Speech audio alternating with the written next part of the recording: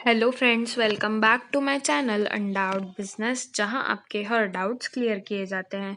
Friends, आज के इस वीडियो में हम लोग हमारे जो डायरेक्टिंग चैप्टर के नोट्स हम लोग डिस्कस कर रहे थे उससे हम आज कंटिन्यू करेंगे और देखेंगे कि हमारे जो एलिमेंट्स ऑफ डायरेक्टिंग पे हम लोग डिस्कशन कर रहे थे उसमें हमारे दो एलिमेंट बचे हुए हैं, that is leadership and communication.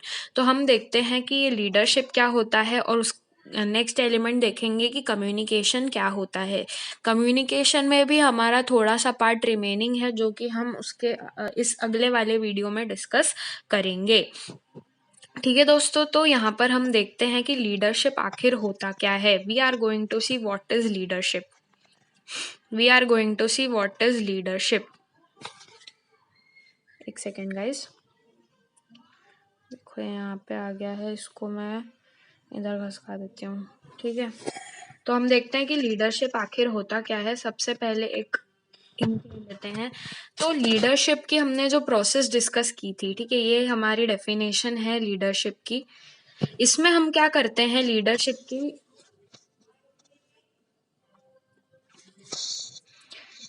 It is the process of influencing the behaviour of people. हम लोग क्या करते हैं, जो हमारी ऑर्गेनाइजेशन के लोग होते हैं, जो हमारी ऑर्गेनाइजेशन के लोग होते हैं, हम उनको क्या करते हैं, हम उनके बिहेवियर को इन्फ्लुएंस करते हैं ताकि हमारे जो ऑर्गेनाइजेशन के ऑब्जेक्टिव्स हैं वो अचीव हो सके।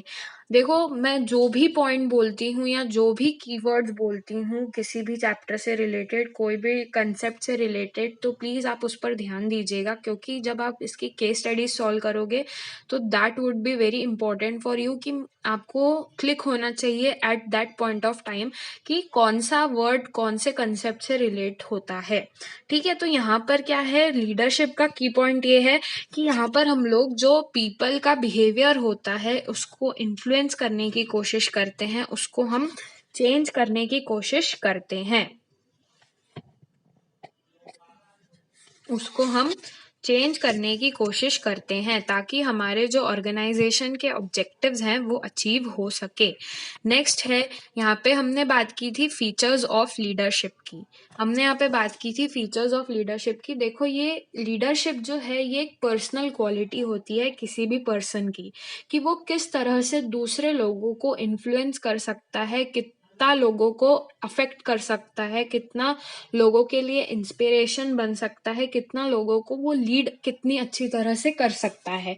तो इस तरह से क्या होता है, ये जो लीडरशिप है, लीडरशिप क्या है, एक पर्सनल क्वालिटी है, एक एबिलिटी है टू इन्फ्लुएंस अदर्स।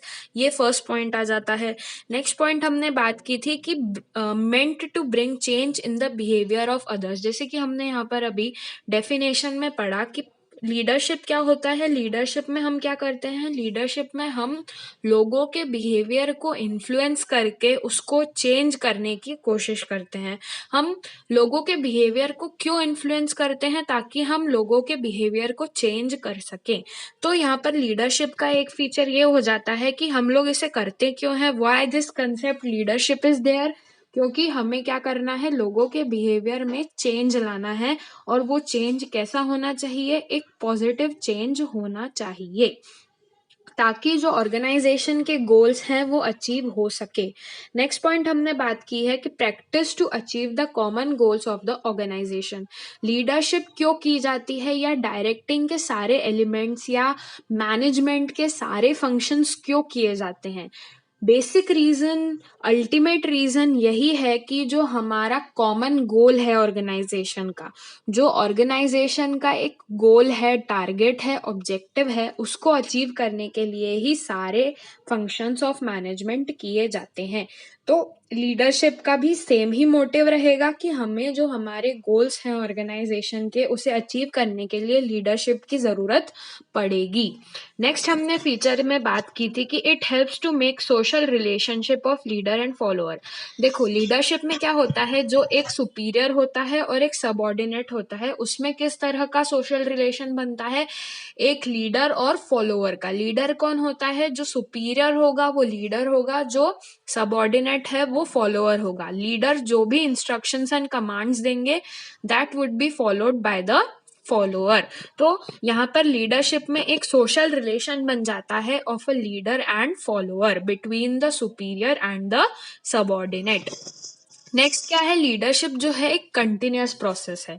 मतलब एक टास्क में आपने लीडरशिप प्रोवाइड की, आपने उस पर्टिकुलर ग्रुप को लीड किया, आपने एक टास्क में उस पर्टिकुलर ग्रुप को लीड किया, फिर टास्क अकम्प्लिश हो गया, यहाँ तक बात खत्म नहीं होती। लीडरशिप में क्या होता है, it is a continuous process. आपको हर टास्क में, हर एक्टिविटी में आपके ग्रुप को लीड करना पड़ेगा। So that's why it is a continuous process. Even हर जो हमारा फंक्शन ऑफ मैनेजमेंट है वो कंटिन्यूअस प्रोसेस है, क्योंकि ऑर्गेनाइजेशन का काम कभी खत्म नहीं होता। तो हर चीज, हर फंक्शन ऑफ मैनेजमेंट, हर एलिमेंट जो है वो क्या है, it is a continuous process. हमने फीचर्स ऑफ लीडरशिप में ये पढ़ा था। फिर उसके बाद हमने लीडरशिप की इंपॉर्टेंस पढ़ी थी। आप स्क्रीन पे देख पा रहे हो अच्छे से, can you see it?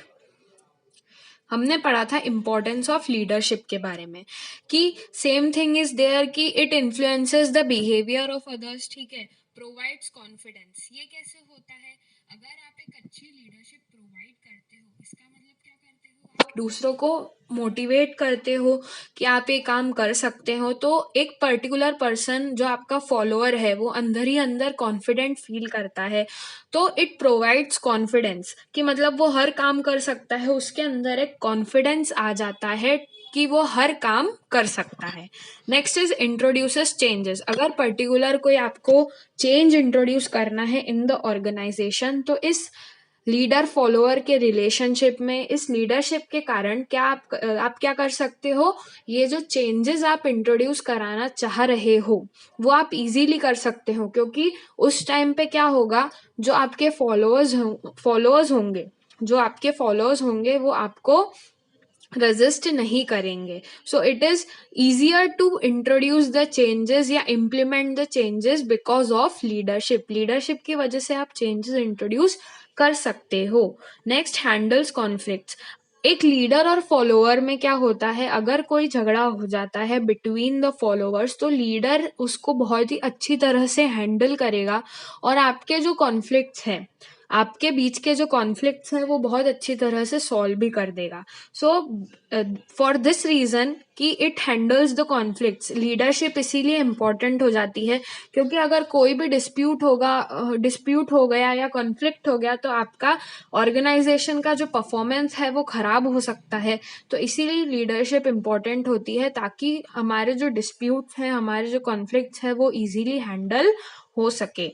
Next is provides training. अब लीडर फॉलोअर के रिलेशनशिप में a leader always motivates his followers, है ना। फॉलोअर्स को हमेशा वो मोटिवेट करता है, अपनी जो स्किल्स है उसको इन्हांस करवाता है।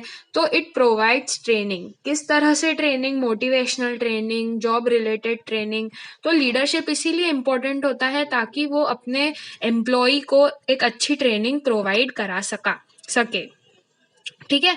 नेक्स्ट हमने पढ़ी थी qualities of a good leader. आखिर एक लीडर, एक अच्छा लीडर कौन होता है? एक अच्छा लीडर वही होता है जिसमें ये क्वालिटीज हैं।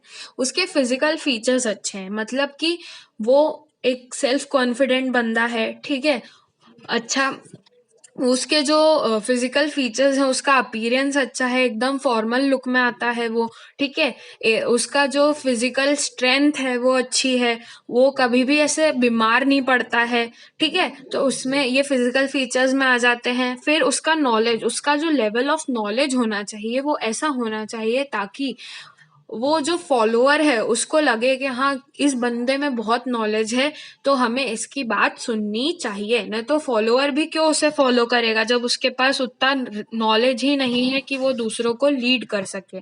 तो he must possess a good level of knowledge. फिर इंटीग्रिटी, हाँ, इसमें क्या होना चाहिए, एक अच्छे लीडर में ऑनेस्टी होना चाहिए। क्यों? क्योंकि honesty is the best policy. Next is initiative. यहाँ पर इनिशिएटिव का मतलब ये होता है कि एक अच्छे लीडर में खुद कुछ करने की पहले इच्छा होनी चाहिए, हर टास्क में वो पहले आना चाहिए, ताकि वो दूसरों को भी मोटिवेट कर सके कि आओ, join hands with us to complete this task, तो इनिशिएटिव पावर उसमें अच्छी होनी चाहिए, तभी वो एक अच्छा लीडर बन सकता है। Next is communication skills. Communication skills भी उसमें अच्छी होनी चाहिए, वो लोगों को कम्युनिकेट, उसका जो कम्युनिकेशन पावर है वो अच्छा होना चाहिए, लोगों को उसको उसमें इन्फ्लुएंस करने की ताकत होनी चाहिए ताकि वो अपने काम को अच्छी तरह से करवा सके। उसमें मोटिवेशन स्किल्स भी होनी चाहिए, उसमें जो लोगों के नीड्स हैं, मतलब उसके फॉलोअर्स के जो नीड्स है उसको फुलफिल करवाने की उसमें ताकत होनी चाहिए, वो स्किल्स होने चाहिए।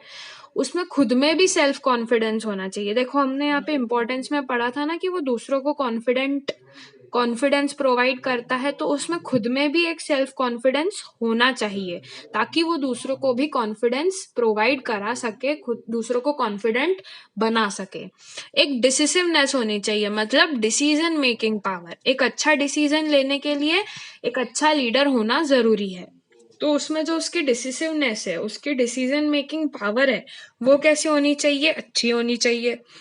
Next is social skills. Social skills का मतलब ये होता है कि कैसे आप दूसरों से इंटरेक्ट करते हो, तो उसका जो इंटरेक्शन है वो भी ऐसा होना चाहिए, एकदम पोलाइट, काइंड, इस तरह से होना चाहिए। उसकी जो सोशल स्किल्स है वो बहुत अच्छी होनी चाहिए। तो जब ये सारी क्वालिटीज मिल जाती हैं तो एक अच्छा लीडर बनता है। ठीक है, ये बहुत ही इंपॉर्टेंट टॉपिक है, इस पे मैंने वीडियो डाला हुआ है, तो पहले आप उस वीडियो को देखिएगा and you would be able to know this things very clearly. Then फिर हमने पढ़ा था लीडरशिप स्टाइल्स के बारे में।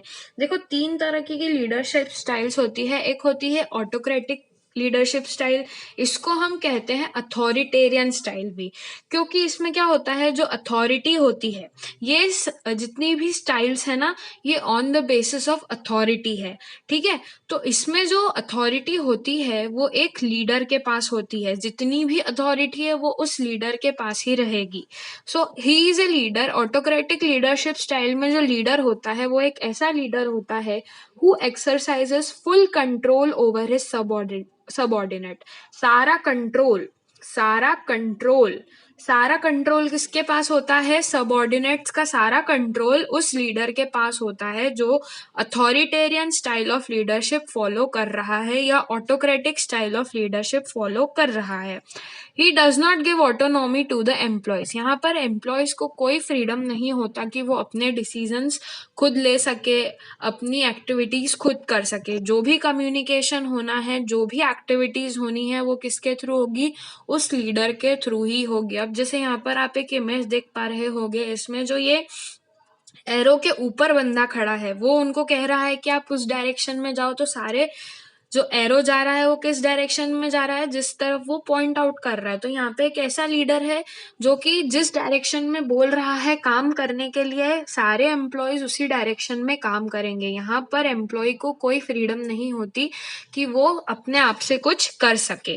तो this is autocratic style of leadership. इस पर भी मैंने एक एक वीडियो अपलोड किया हुआ है on each type of leadership styles, तो पहले आप उसको देखिएगा एंड देन इस नोट्स को देखिएगा।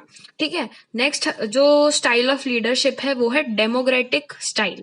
डेमोक्रेटिक स्टाइल मतलब इसको पार्टिसिपेटिव लीडरशिप स्टाइल भी बोलते हैं। क्या कहते हैं? Participative leadership style. ठीक है, अब इस स्टाइल का लीडर एक ऐसा लीडर होता है, the one who takes suggestion of other employees. यहाँ पर क्या होता है? पार्टिसिपेशन होता है दूसरे एम्प्लॉयज का भी to a extent, to reach at a decision. किसी भी डिसीजन पे पहुंचने के लिए क्या होता है? सारे एम्प्लॉयज के सजेशन लिए जाते हैं, उनको डिसीजन मेकिंग में पार्टिसिपेट करवाया जाता है, इसीलिए इसे कहा जाता है पार्टिसिपेटिव लीडरशिप स्टाइल। क्यों? क्योंकि यहाँ पे सारे एम्प्लॉयज क्या करते हैं? टू अ एक्सटेंट यहाँ पर वो डिसीजन मेकिंग में पार्ट लेते हैं। ठीक है, तो ये है डेमोक्रेटिक स्टाइल। फिर हमने बात की थी free range style. Free range style मतलब यहाँ पर आप जो इमेज में देख ही पा रहे होंगे कि आराम से बंदा बैठा हुआ है। फ्री रेंज स्टाइल को लेस फेयर स्टाइल भी कहते हैं। देखो मैंने यहाँ पे लिखा भी हुआ है कि it is also called laissez faire style of leadership where each employee has greater autonomy to take decisions and perform their task. यहाँ पर एम्प्लॉय के पास ही बहुत ज्यादा फ्रीडम होता है कि वो जैसे काम करना चाहता है, जैसे डिसीजंस लेना चाहता है, वो ले सकता है। तो सबसे अगर अपन अथॉरिटी के बेसिस पे देखें तो सबसे कम अथॉरिटी एम्प्लॉयज में किसके पास रहती है, ऑटोक्रेटिक स्टाइल में, फिर उससे थोड़ी ज्यादा रहती है डेमोक्रेटिक में, और सबसे ज्यादा रहती है फ्री रीन स्टाइल में अथॉरिटी। ठीक है, अथॉरिटी। फिर हमने बात की थी कम्युनिकेशन की। कम्युनिकेशन मतलब क्या होता है, एक छोटी सी डेफिनेशन है यहाँ पे, a process of exchange of ideas, facts, feelings and views between two or more people is called communication. Definition तो सिंपल सी है, हमारे जो आइडियाज होते हैं, फैक्ट्स होते हैं, या हमारे जो ओपिनियंस होते हैं, हम उनको एक से ज्यादा लोगों में क्या करते हैं, एक्सचेंज करते हैं। इस प्रोसेस को कहते हैं कम्युनिकेशन। फिर मैंने एलिमेंट्स ऑफ कम्युनिकेशन पर एक वीडियो डाला हुआ है, उसमें अपन ने पढ़ा था कि एक कम्युनिकेशन प्रोसेस को कंप्लीट करने के लिए क्या क्या एलिमेंट्स लगते हैं, क्या क्या चीजें रिक्वायर्ड होती है। तो यहाँ पर सबसे पहला एलिमेंट है sender, the person who wants to communicate the message. मतलब जिस तरफ से कम्युनिकेशन स्टार्ट हो रहा है, जिस पर्सन से कम्युनिकेशन स्टार्ट हो रहा है वो होता है सेंडर। जैसे आप कोई लेटर्स लिखते टाइम आप लिखते हो ना रिसीवर्स एड्रेस, सेंडर्स एड्रेस, तो यहाँ पर जो आप सबसे ऊपर सेंडर्स एड्रेस लिखते हो, ये वही सेंडर है जो कम्युनिकेट करना चाहता है। फिर नेक्स्ट एलिमेंट आ जाता है मैसेज। मैसेज मतलब बॉडी ऑफ द लेटर। जो आप बॉडी ऑफ द लेटर लिखते हो इंग्लिश में, ये होता है कम्युनिकेशन में मैसेज। ठीक है, द कंटेंट और आइडिया ऑफ कम्युनिकेशन, आप क्या सब्जेक्ट मैटर क्या है आपका कम्युनिकेशन का, वो आ जाता है मैसेज में। फिर हमने बात करी थी इनकोडिंग की। इनकोडिंग का मतलब ये होता है कि जो आपका पर्टिकुलर मैसेज है, आप उसको अंडरस्टैंडेबल फॉर्म में कन्वर्ट करते हो, वर्ड्स के थ्रू, गेस्चर्स के थ्रू। तो इस तरह से आपका जो मैसेज है वो एक अंडरस्टैंडेबल फॉर्म में कन्वर्ट हो जाता है ताकि सामने वाला उसे समझ सके। तो इस पूरी प्रोसेस को, इस पूरे कन्वर्जन को क्या कहते हैं, इनकोडिंग कहते हैं। फिर हमने बात की थी चैनल या मीडिया की। देखो, अब ये जो इनकोडेड मैसेज है, इसको कोई चैनल लगेगा कि वो सामने वाले पर्सन तक पहुंचे, तो इसी सोर्स को, the source through which the message is receive to the other person, वो उस पर्सन तक कैसे पहुंचेगा, वो उस पर्सन तक कैसे पहुंचेगा वो मैसेज, चैनल या मीडिया के थ्रू ही वो पहुंचेगा। ठीक है। फिर डिकोडिंग, अब जो रिसीवर है उसके पास मैसेज पहुंच चुका है, अब वो वापस उसको अंडरस्टैंड करने के लिए, जो आपका इनकोडेड मैसेज है उसको समझने के लिए वो उस मैसेज को डिकोड करेगा। दो प्रोसेसेस है यहाँ पर। ठीक है, पहली है इनकोडिंग, मतलब अंडरस्टैंडेबल फॉर्म में कन्वर्ट करना। फिर आपका जो इनकोडेड मैसेज है, जो आपका इनकोडेड मैसेज है उसको वापस अंडरस्टैंडेबल फॉर्म में कन्वर्ट करना ताकि रिसीवर उसे अच्छी तरह से समझ सके, इस डिकोडिंग। ठीक है। फिर हमने पढ़ा था रिसीवर। रिसीवर कौन है, जो पर्सन रिसीव कर रहा है कम्युनिकेशन। फिर फीडबैक, रिसीवर को वो जो मैसेज है वो समझ आया है या नहीं, ये कैसे पता चलेगा, फीडबैक से ही पता चलेगा। अब जैसे आप रेस्टोरेंट्स में जाते हो, मैंने ये एग्जाम्पल पहले भी दिया हुआ है लेकिन फीडबैक के लिए ये सबसे बेस्ट एग्जाम्पल है। इसमें देखो, कोई भी आप अगर कोई ऐप वेप यूज करते हो ना, या कोई आप गेम खेलते हो ऑनलाइन, तो उसमें भी पूछता है वो कि प्लीज रेट अस, है ना, वो आपसे पूछता है कि प्लीज रेट अस, स्टार्स आते हैं फिर उसमें। या आप कोई रेस्टोरेंट में जाते हो तो वो आपसे पूछता है कि आपको हमारा खाना कैसा लगा, please rate us, give us stars. तो ये फीडबैक के तरीके होते हैं। तो रिसीवर को बात समझ आई है या नहीं वो कैसे पता चलेगा, उस फीडबैक के थ्रू ही पता चलेगा। फिर नॉइज, नॉइज क्या होता है, इस पूरी कम्युनिकेशन प्रोसेस में फीडबैक तक की बात कर रही हूं मैं। मतलब कहाँ से शुरू, सेंडर से मैसेज, मैसेज से इनकोडिंग, इनकोडिंग से चैनल या मीडिया, फिर डिकोडिंग, फिर रिसीवर तक पहुंचा मैसेज, फिर फीडबैक आया। इस पूरी प्रोसेस में अगर कोई ऑब्स्टिकल आ जाता है, कोई बैरियर आ जाता है, कोई हिंड्रेंस आ जाता है, तो दैट इज नॉइज। जैसे नेटवर्क इश्यूज, हो सकता है कि आपको बात समझ नहीं आई क्योंकि आप उसको ढंग से सुन नहीं पाए। तो इस तरह से अगर कोई नॉइज क्रिएट होती है तो that would be a element of communication process. फिर हमने बात की थी कि जो कम्युनिकेशन है वो इतना इम्पोर्टेंट क्यों है, क्योंकि एक अच्छे कम्युनिकेशन से ही हमारी ऑर्गेनाइजेशन में कोऑर्डिनेशन रहता है, क्योंकि ऑर्गेनाइजेशन अच्छे से चल सकती है, क्योंकि अगर हमारे जो फैक्ट्स हैं या फिगर्स हैं या हमारे जो ओपिनियंस हैं वो अच्छी तरह से कम्युनिकेट होते हैं तो हम एक अच्छे डिसीजन तक पहुंच सकते हैं, हम एक अच्छे डिसीजन तक पहुंच सकते हैं। इससे क्या होता है, मैनेजरियल एफिशिएंसी भी इंक्रीज होती है। फिर एक इंडिविजुअल के अगर एक पर्टिकुलर इंडिविजुअल की बात की जाए तो कम्युनिकेशन से उसका कोऑपरेशन बढ़ता है, वो और अच्छी तरह से, अगर एक पर्टिकुलर पर्सन को अच्छी तरह से समझा दिया जाए कि आपको क्या करना है तो वो उसके लेवल पर भी एक अच्छा परफॉर्मेंस कर सकता है, अपने रिजल्ट्स अच्छे इम्प्रूव कर सकता है, अपने एफर्ट्स को और बेटर कर सकता है। तो यहाँ पर क्या होता है, कोऑपरेशन होता है और पीस होता है इन द ऑर्गेनाइजेशन। फिर हमने पढ़ा था कि अगर कम्युनिकेशन अच्छा होता है तो लोगों का जो मॉरल है वो एकदम अच्छा हो जाता है और मोटिवेशन मिलता है लोगों को, क्योंकि कम्युनिकेशन अच्छा है। फिर इसीलिए कम्युनिकेशन इंपॉर्टेंट होता है इन सब पॉइंट्स के कारण, ठीक है। फिर एस्टेब्लिशेस इफेक्टिव लीडरशिप। अब लीडरशिप में भी आप क्या करते हो, लोगों के बिहेवियर को इन्फ्लुएंस करते हो। तो इस इन्फ्लुएंसिंग पावर को आप कैसे प्रेजेंट करोगे, कम्युनिकेशन के थ्रू ही प्रेजेंट करोगे। आप लोगों तक कम्युनिकेट करोगे अपने व्यूज एंड ओपिनियंस को, ठीक है। तो लीडरशिप अगर आपको अच्छी करनी है तो आपको कम्युनिकेशन अच्छा होना चाहिए, ठीक है। सो इन सब पॉइंट्स की वजह से क्या है, कम्युनिकेशन बहुत ज़्यादा इम्पोर्टेंट है। अब जो बाकी के हमारे पॉइंट्स बचे हुए हैं डिस्कशन के वो हम अगले वीडियो में डिस्कस करेंगे। आई होप आपको क्लियर हुए हो। इन नोट्स को पढ़ने से पहले जो मेरे पुराने वीडियोस हैं, ठीक है, वो आप देख लीजिएगा। डायरेक्ट इस नोट्स पे मत आइएगा, नहीं तो आपको कुछ भी समझ नहीं आएगा, ठीक है। So thanks for watching my video. Please keep watching 100 Business। Thank you.